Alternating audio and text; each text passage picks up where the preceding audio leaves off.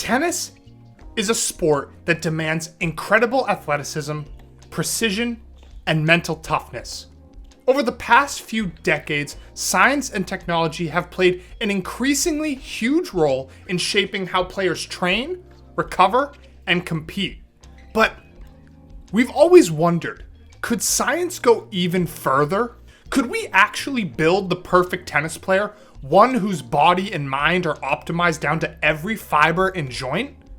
Today, we dive deep into the biomechanics, physiology, and cutting-edge technology behind tennis performance and explore what a scientifically designed tennis superstar might look like. Tennis is an explosive sport, combining sprints, jumps, rapid changes of direction, and repeated strokes, all while maintaining elite focus. According to the study from the National Institute of Health, professional players cover approximately 3 to 5 miles per match. But unlike a steady jog, this distance includes sudden bursts of acceleration and deceleration. Players frequently perform over 200 high-intensity strokes in a match, each requiring precise timing and biomechanics. Average match durations vary widely, from quick 1-hour victories to marathon 5-hour battles, requiring a blend of aerobic endurance and anaerobic power. For example, Novak is famous for his near-perfect balance of endurance and agility. His ability to sustain a relentless pace across grueling rallies is a testament to advanced conditioning and efficient biomechanics. Now, at the core of tennis performance is biomechanics, the study of how muscles, joints, and bones create movement. The NIH study emphasizes that stroke efficiency is critical not only for power generation, but also injury prevention. Every powerful forehand or serve begins from the ground up. This sequence is called the kinetic chain. The legs push off the court, transferring force through hips and torso. The shoulder and arm then accelerate, with the wrist providing the final snap at contact. Proper timing and alignment allow players to generate maximum racket head speed with minimal strain. When one link in this chain breaks down, it can lead to inefficient strokes and overuse injuries. Roger Federer is often cited as a biomechanical marvel.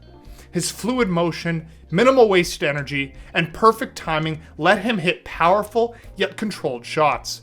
In contrast, a player with poor technique like early career Andy Roddick, whose serve was powerful but less biomechanically efficient, often experienced more arm injuries. Improper technique is a leading cause of injuries such as tennis elbow, rotator cuff tendonitis, and wrist strains. The study notes that tennis elbow results from repetitive stress on forearm tendons due to poor backhand mechanics. Shoulder injuries stem from excessive internal rotation during serving without adequate scapular stabilization. That's why coaches now focus heavily on biomechanical assessments using video analysis and wearable sensors. This technology helps correct harmful patterns before injuries develop. Now, injuries are a constant threat in tennis. The study highlights that over 70% of players experience overuse injuries at some point, severely limiting their careers. There are new modern prevention techniques, however. Motion capture and sensor technology. Players like Nadal and Novak use biomechanical data to fine-tune their strokes and monitor workload.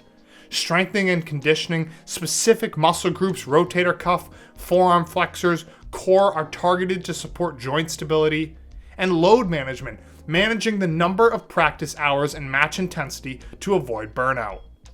Novak's meticulous scheduling, including planned rest weeks and low-impact training like swimming, helps him avoid common tennis injuries. Meanwhile, Andy Murray's career struggles highlight what happens when injury prevention fails despite top talent. Tennis training is a science in itself.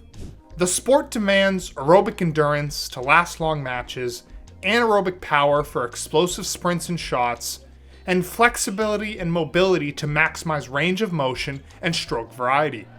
Interval training mimicking match play intensity is key. For example, training drills involve bursts of sprinting interspersed with rest, replicating the stop-start rhythm of tennis points.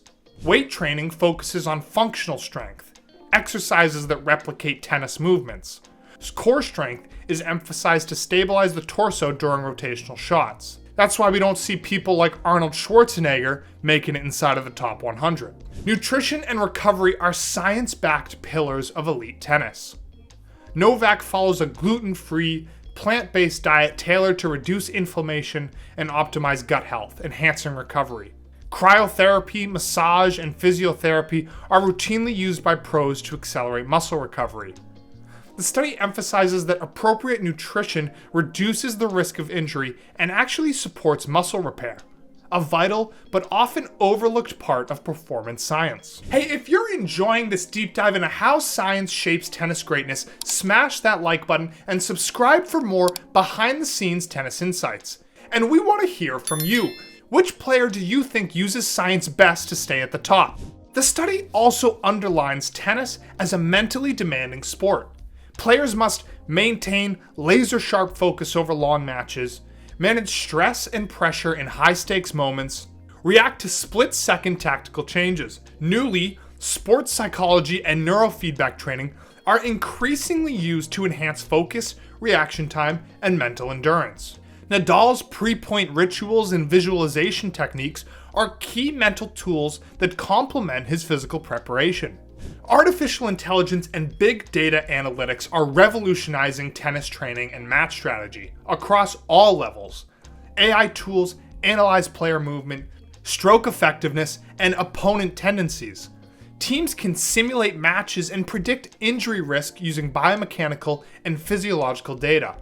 For instance, the Novak coaching team uses AI to optimize practice loads and tailor game plans, extracting marginal gains that make a difference at the highest level. Based on biomechanical and physiological data, what would the perfect tennis player look like? Well, their height would be around 6'2" to 6'3", balancing reach and agility.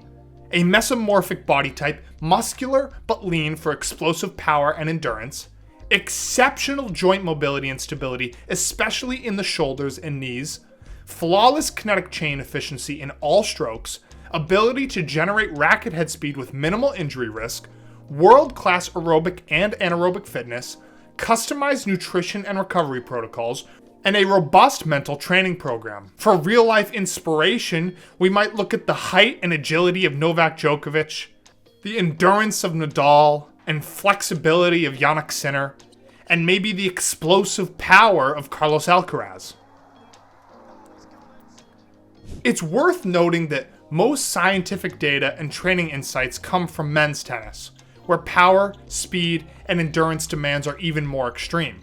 The biomechanics and injury patterns in the ATP circuit offer a clear model for what the perfect player looks like. A player capable of sustaining extreme loads while maximizing performance.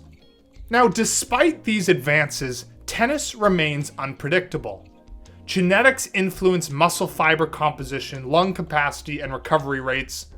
Psychological resilience and clutch performance are not fully understood or trainable by science. And environmental factors, weather, surface, opponents, always adds variability. The perfect player is part science, part art, part luck.